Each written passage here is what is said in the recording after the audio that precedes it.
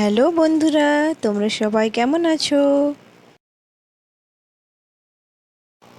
আজ আমি চলে এসেছি তোমাদের সাথে শেয়ার করতে। আজ দুপুরবেলা আমার রুবাই সোনা কী কী খাবার খেলো।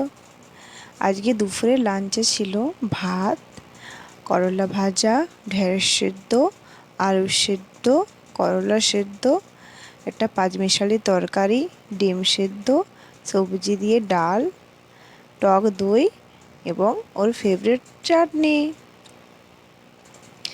দেখো বাবাই সোনা আমার কি সুন্দর করে নিজে হাতে খাচ্ছে। তোমাদের সোনারা কি নিজে হাতে খেতে পারে?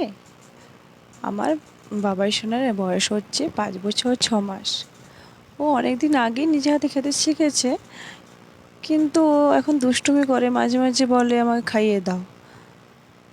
আজকে ওর ফেভারিট খাবার হয়েছে, সেই জন্য ও নিজে হাতে খেতে বসেছে।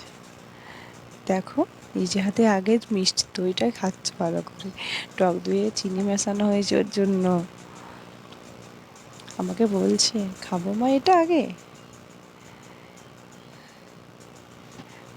ওকে ভাতটা আজকে একটু বেশি দেওয়া হয়ে গেছিলো, এতটা ভাতও কমপ্লিট করতে পারেনি আজ।